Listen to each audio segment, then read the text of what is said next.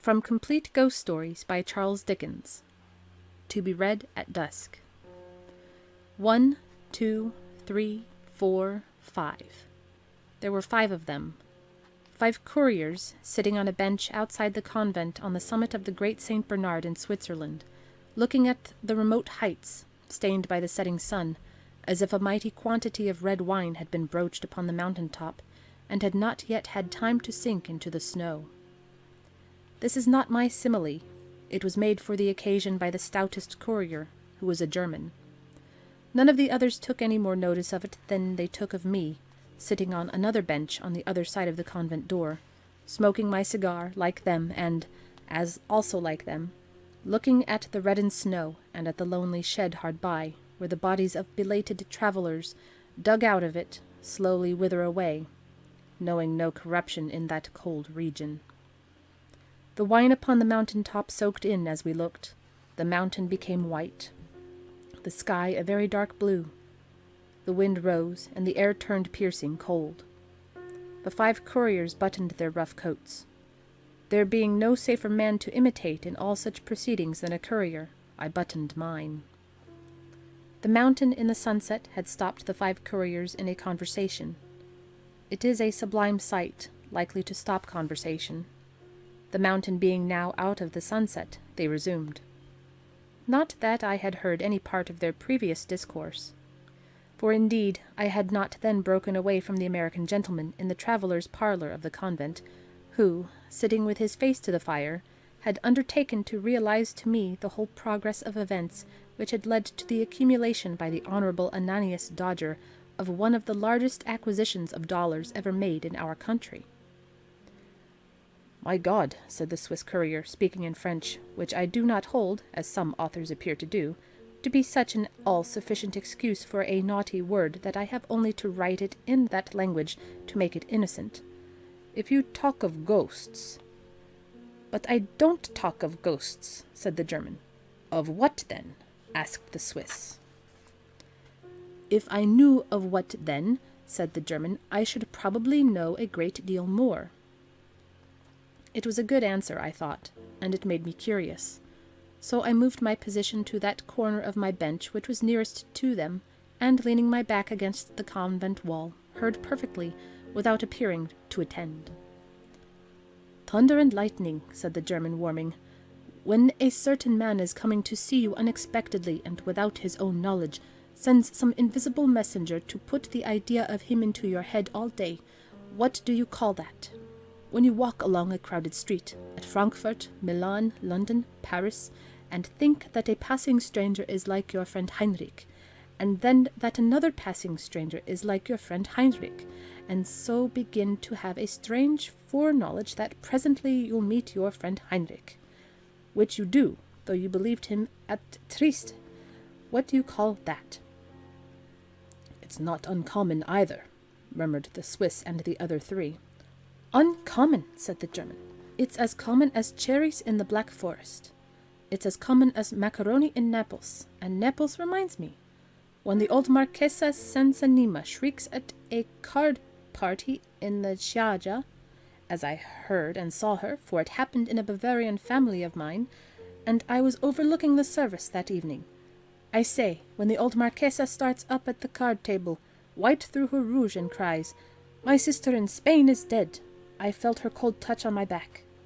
And when that sister is dead, at the moment, what do you call that?"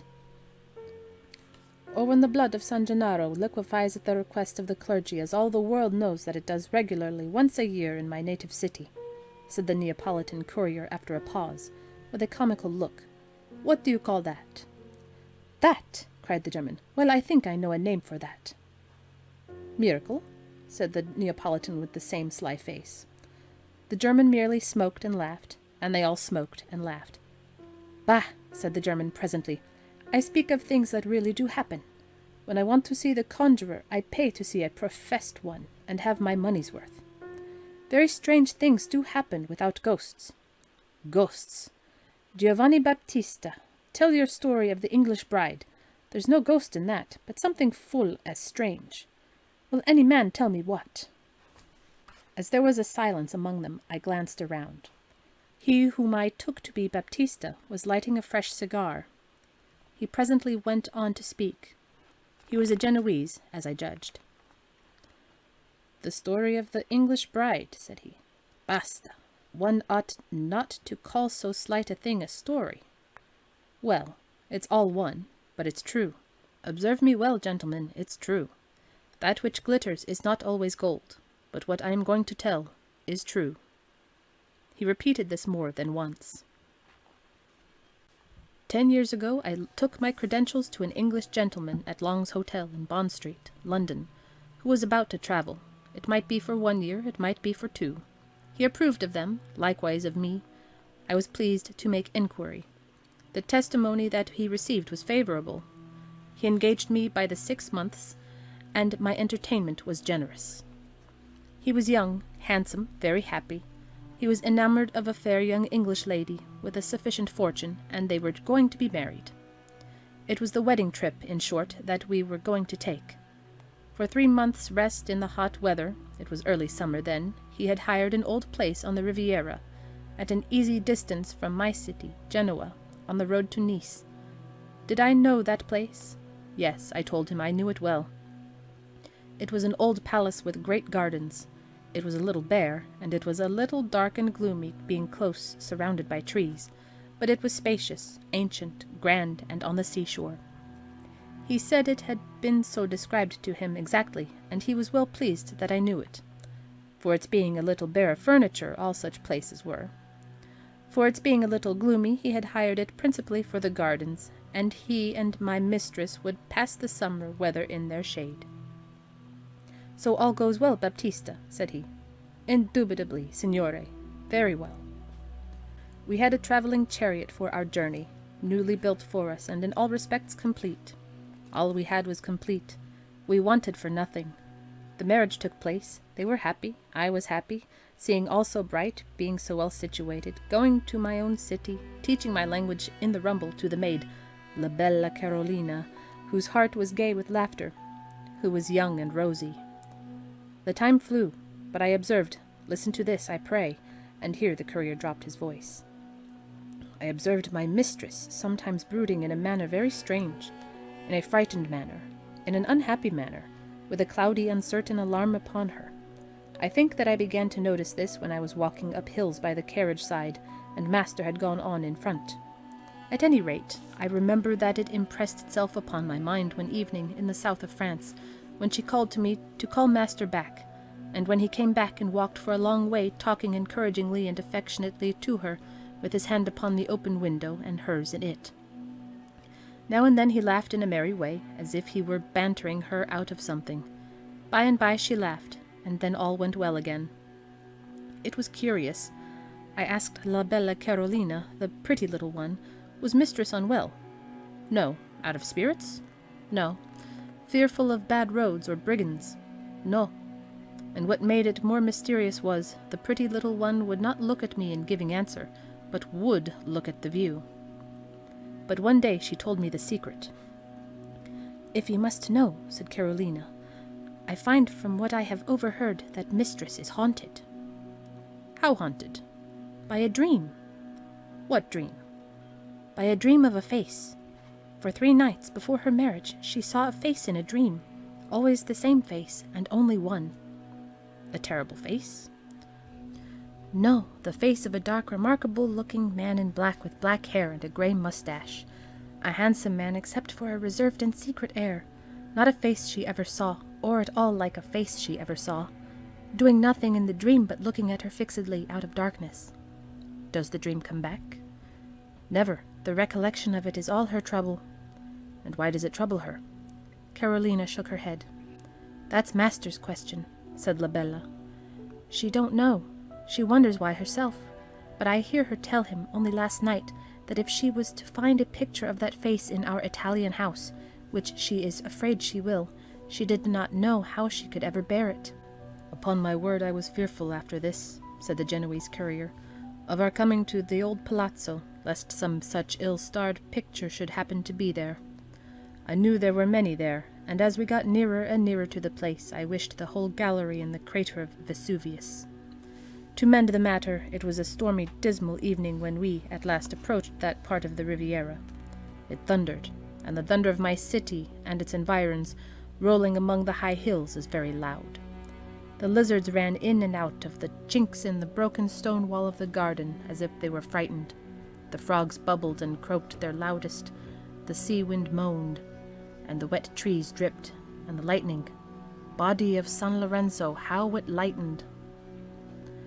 We all know what an old palace in our near Genoa is, how time and the sea air have blotted it, how the drapery painted on the outer walls has peeled off in great flakes of plaster, how the lower windows are darkened with rusty bars of iron, how the courtyard is overgrown with grass, how the outer buildings are dilapidated, how the whole pile seems devoted to ruin. Our palazzo was one of the true kind. It had been shut up close for months. Months? Years. It had an earthy smell like a tomb. The scent of the orange trees on the broad back terrace, and of the lemons ripening on the walls, and of some shrubs that grew around a broken fountain had got into the house somehow, and had never been able to get out again. There was in every room an aged smell, grown faint with confinement. It pined in all the cupboards and drawers. In the little rooms of communication between great rooms it was stifling. If you turned a picture, to come back to the pictures, there it still was, clinging to the wall behind the frame, like a sort of bat. The lattice blinds were close shut, all over the house. There were 2 ugly grey old women in the house, to take care of it, one of them with a spindle, who stood winding and mumbling in the doorway, and who would as soon have let in the devil as the air. Master, mistress, la bella Carolina, and I went all through the palazzo. I went first, though I have named myself last, opening the windows and the lattice blinds, and shaking down on myself splashes of rain and scraps of mortar, and now and then a dozing mosquito or a monstrous, fat, blotchy Genoese spider. When I had let the evening light into a room, master, mistress, and la bella Carolina entered. Then we looked round at all the pictures, and I went forward again into another room. Mistress secretly had great fear of meeting with the likeness of that face. We all had. But there was no such thing. The Madonna and Bambino, San Francisco, San Sebastiano, Venus, Santa Caterina, angels, brigands, friars, temples at sunset, battles, white horses, forests, apostles, doges, all my old acquaintances many times repeated? Yes. Dark handsome man in black, reserved and secret with black hair and grey moustache, looking fixedly at mistress out of darkness? No. At last we got through all the rooms and all the pictures, and came into the gardens. They were pretty well kept, being rented by a gardener, and were large and shady. In one place there was a rustic theatre, open to the sky, the stage a green slope, the coulisses 3 entrances open aside, sweet-smelling, leafy screens. Mistress moved her bright eyes, even there, as if she looked to see the face come in upon the scene, but all was well. "Now, Clara," master said in a low voice, "you see that it is nothing. You are happy." Mistress was much encouraged. She soon accustomed herself to the grim palazzo, and would sing and play the harp, and copy the old pictures, and stroll with master under the green trees and vines all day. She was beautiful, he was happy.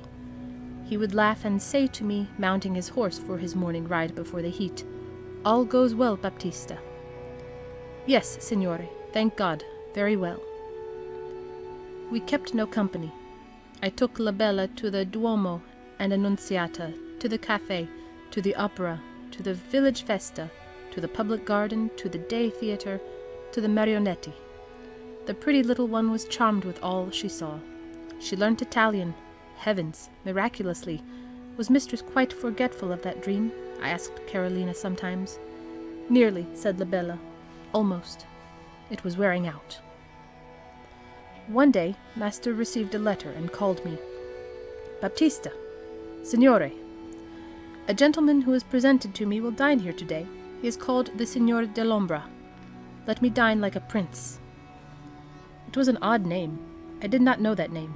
but there had been many noblemen and gentlemen pursued by Austria on political suspicions lately, and some names had changed. Perhaps this was one. Altro. Dellombra was as good a name to me as another. When the Signor Dellombra came to dinner, said the Genoese courier in the low voice, into which he had subsided once before, I showed him into the reception-room, the great sala of the old palazzo. Master received him with cordiality and presented him to mistress. As she rose, her face changed. She gave a cry and fell upon the marble floor. Then I turned my head to the Signor Dellombra and saw that he was dressed in black, and had a reserved and secret air, and was a dark, remarkable-looking man with black hair and a grey moustache. Master raised mistress in his arms and carried her to her own room, where I sent La Bella Carolina straight. La Bella told me afterwards that mistress was nearly terrified to death, and that she wandered in her mind about her dream all night. Master was vexed and anxious, almost angry, and yet full of solicitude. The Signor Dellombra was a courtly gentleman, and spoke with great respect and sympathy of mistress's being so ill. The African wind had been blowing for some days, they had told him at his hotel of the Maltese Cross, and he knew that it was often hurtful. He hoped the beautiful lady would recover soon. He begged permission to retire, and to renew his visit when he should have the happiness of hearing that she was better. Master would not allow of this, and they dined alone. He withdrew early. Next day he called at the gate on horseback to inquire for mistress. He did so 2 or 3 times in that week. What I observed myself, and what La Bella Carolina told me, united to explain to me the master had now set his mind on curing mistress of her fanciful terror. He was all kindness, but he was sensible and firm.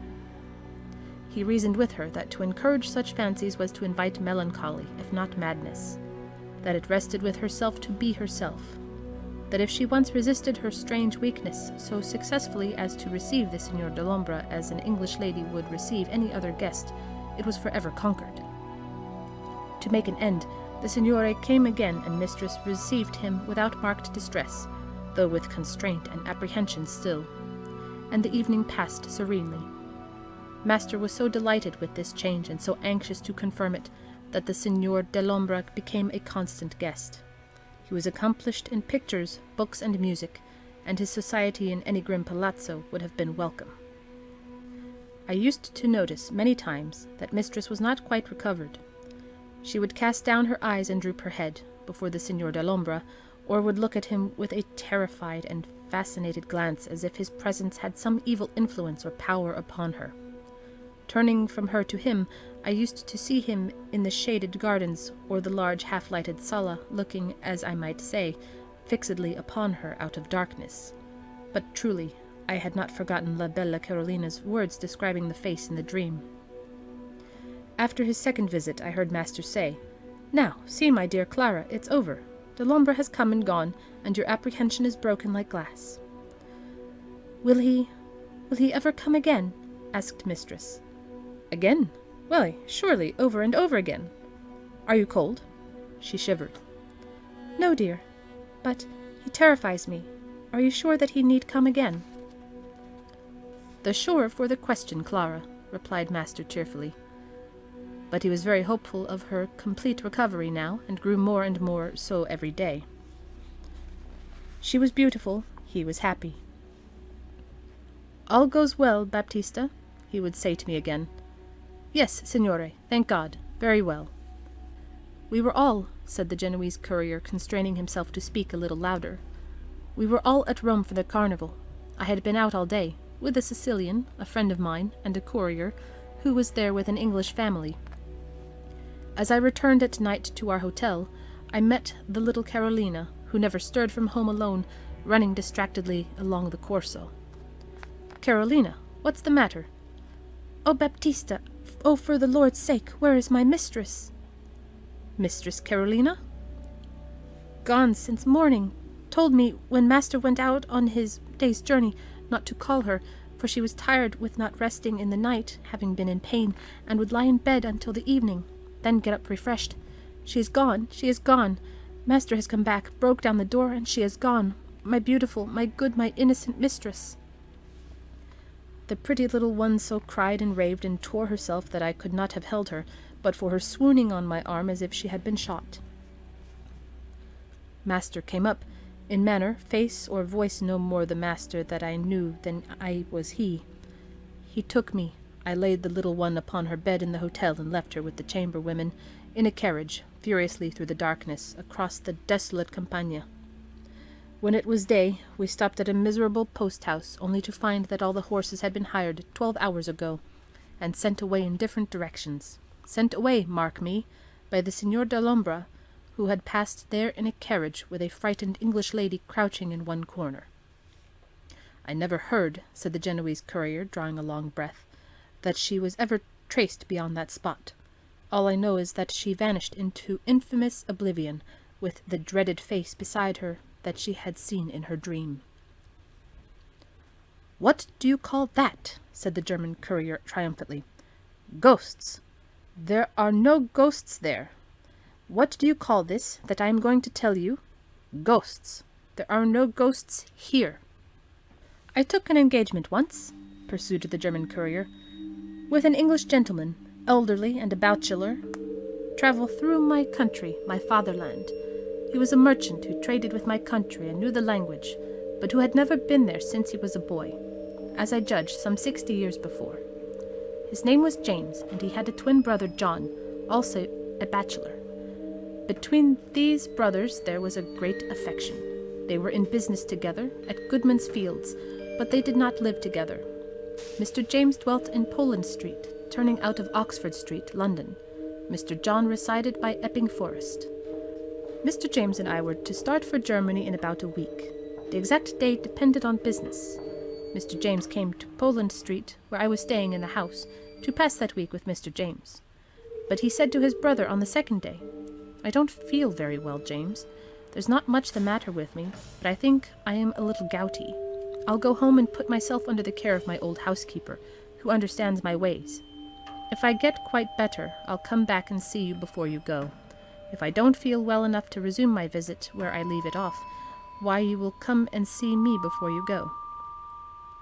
Mr. James, of course, said he would, and they shook hands, both hands, as they always did, and Mr. John ordered out his old-fashioned chariot and rumbled home. It was on the second night after that is to say the 4th in the week, when I was awoke out of my sound sleep by Mr. James coming into my bedroom in his flannel gown with a lighted candle. He sat upon the side of my bed and, looking at me, said, "Wilhelm, I have reason to think I have got some strange illness upon me." I then perceived that there was a very unusual expression in his face. "Wilhelm," he said, "I am not afraid or ashamed to tell you what I might be afraid or ashamed to tell another man. You come from a sensible country, where mysterious things are inquired into and are not settled to have been weighed and measured, or to have been unweighable and unmeasurable, or in either case to have been completely disposed of for all time, ever so many years ago. I have just now seen the phantom of my brother." "I confess," said the German courier, "that it gave me a little tingling of the blood to hear it." "I have just now seen," Mr. James repeated, looking full at me that I might see how collected he was, "the phantom of my brother John."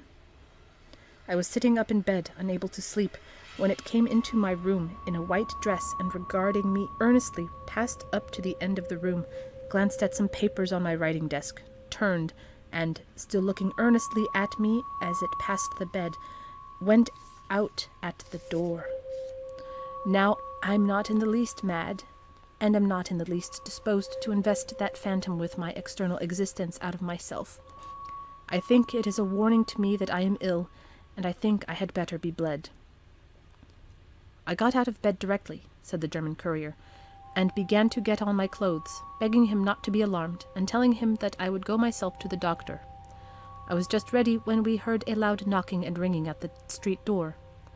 My room being an attic at the back, and Mr. James's being the second-floor room in the front, we went down to his room and put up the window to see what was the matter. "Is that Mr. James?" said a man below, falling back to the opposite side of the way to look up. "It is. And you are my brother's man, Robert?" "Yes, sir. I am sorry to say, sir, that Mr. John is ill. He is very bad, sir. It is even feared that he may be lying at the point of death. He wants to see you, sir. I have a chaise here. Pray come to him. Pray lose no time." Mr. James and I looked at one another. "Wilhelm," he said. Mr. James and I looked at one another.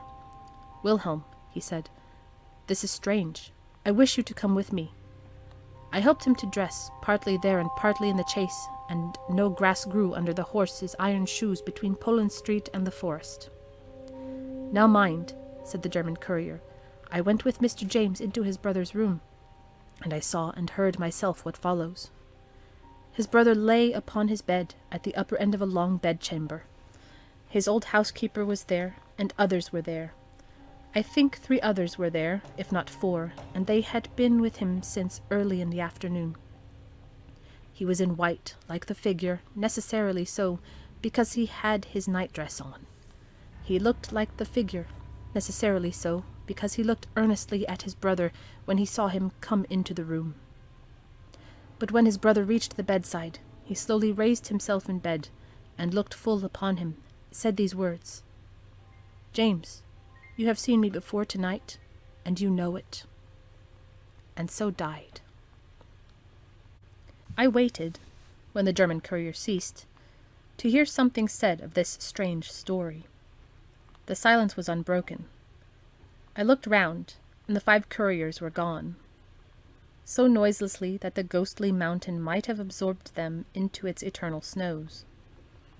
By this time I was by no means in a mood to sit alone in that awful scene, with the chill air coming solemnly upon me, or, if I may tell the truth, to sit alone anywhere. So I went back into the convent parlour, and, finding the American gentleman still disposed to relate the biography of the Honourable Ananias Dodger, heard it all out.